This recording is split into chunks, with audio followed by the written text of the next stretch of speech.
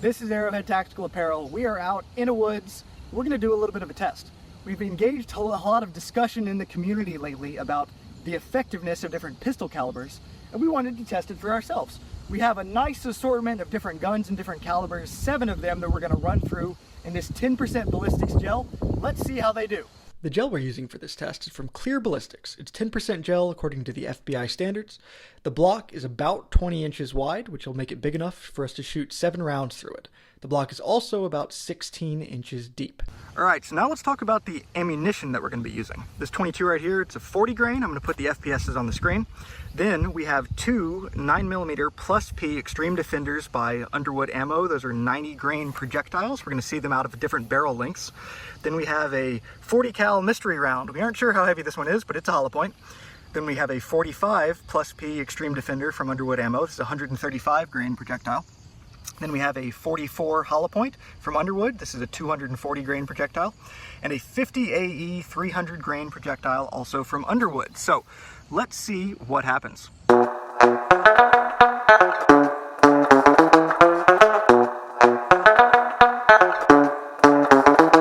right, we've got the Beretta U22 Neos in 22 caliber up first.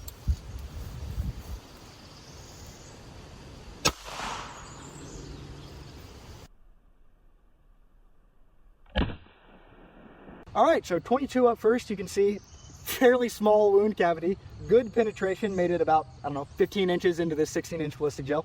The projectile flipped all the way around, so not really yawing, not deviating. It's got a little wound channel, but that's what you'd expect from a 22.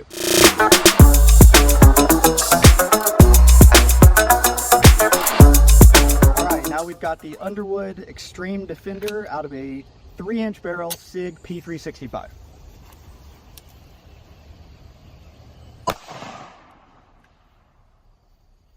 See what happened.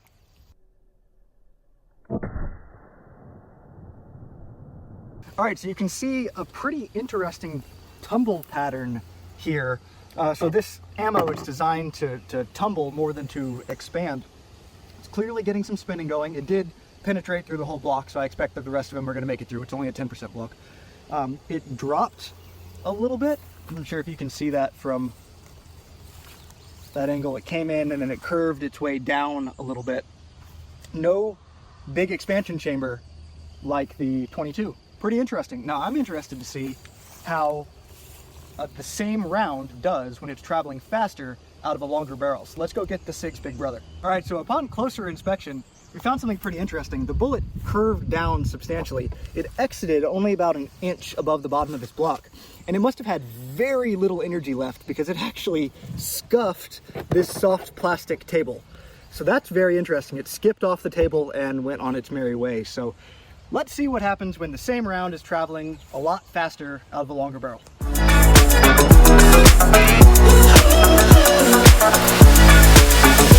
All right, same round, Underwood Ammo Extreme Defender out of a 5-inch barrel X5 Legion. So let's see what happens when it's moving quick.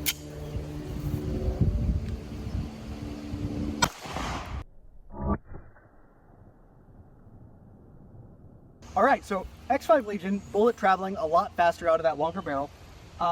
It's pretty interesting. So it's got a similar expansion behavior, just a little bit deeper into the gel. With one exception, you can see, if you take it down to the side here, you can see that it actually shed part of its jacket and created this more vertical wound cavity. What's that, about 6-7 inches into the ballistic shell? And some people will tell you that's 9 inches. So it's plenty long as far as I'm concerned. This bullet did not dip as much. It obviously was not being impacted by the gel as much, which makes sense because it was traveling faster. So that's 9mm for you. No surprise that it punched through. 9mm is known for over penetration. Let's move on to something a little bit bigger.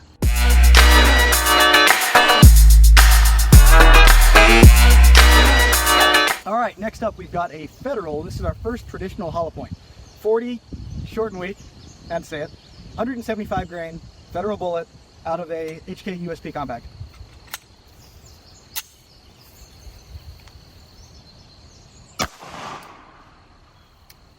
Thanks.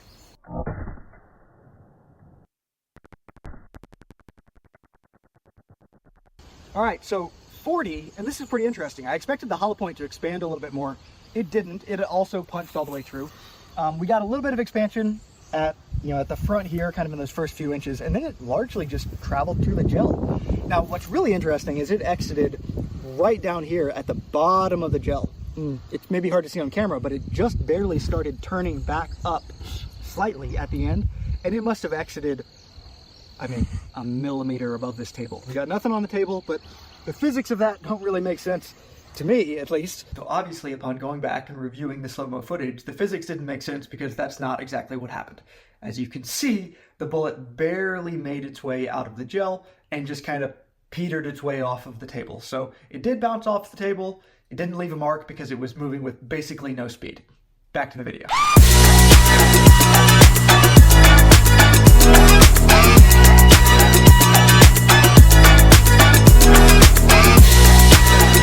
All right, now we got FNX45, the Underwood Ammo Extreme Defender, 135 grain.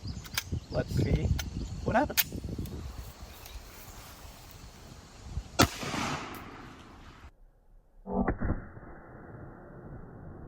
.45 ACP, and the first thing that I want to show you, which is pretty cool if you come in here a little closer, you can actually see where it exited and caught the table just like that out of the flutes. So that's pretty neat. Exited a little bit low, so it had a slight dip. A little bit of wound channel up front. The wound channel is slightly deeper in the gel, and you're definitely seeing a little bit more wound channel, but not tremendously pronounced. So slower projectile.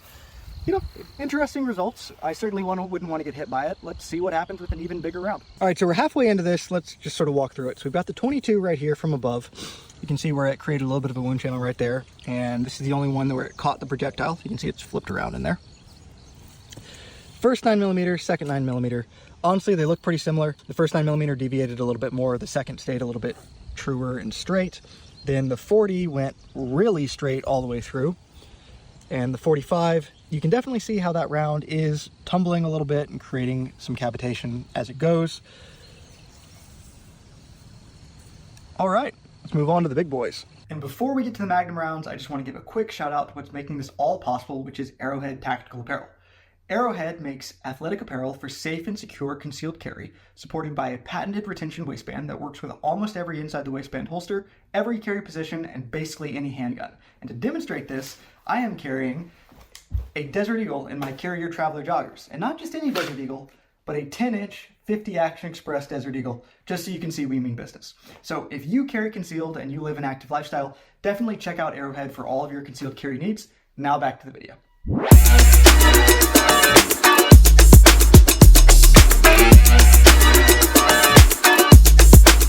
Desert Eagle, 44 Magnum, 6-inch barrel, Underwood ammo, 240 grain. Let's see what happens.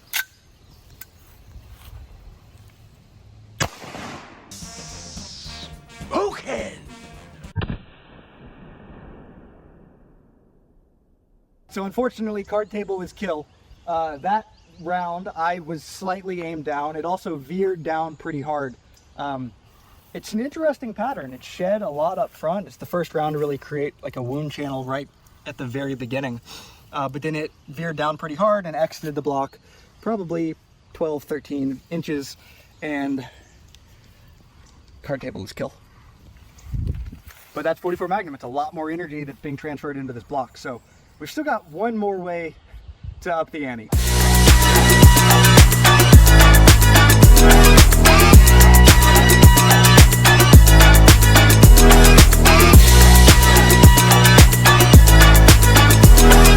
All right, last and certainly not least, we've got a 10-inch barrel, 50 Action Express. This is a hollow point 300 grain from Underwood Ammo, moving at Mach out of this long barrel. So let's see what happens.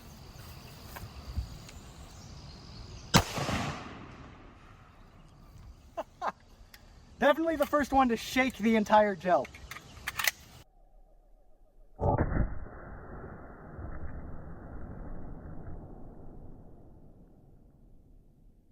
So there's the 50 AE traveling very fast, very violently, which did take a pretty straight path. I must have had the gun pointed slightly down.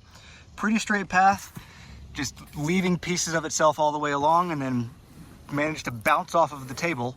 So that tells you how good this gel or basically how well the hollow point transferred energy and slowed itself down within this gel. I definitely wouldn't want to get hit by that. There's that hole at the front. Yeah, you don't want that. Womp. Flip this guy up so we can see it a little bit more clearly. Now we have the 50 AE at the top, 44 Magnum, 45 ACP, 40, 2 9mm, and 22. Yeah, I definitely wouldn't want to get hit by that guy. There you go. We tested from about the smallest to about the biggest handgun rounds. Obviously, these all made their way through the ballistics gel, but you can definitely see the escalation, literally speaking, as you get up into the bigger calibers. Certainly by the time you get to that 50 AE, it is absolute devastation because it's traveling very quickly and transferring an absolute ton of energy.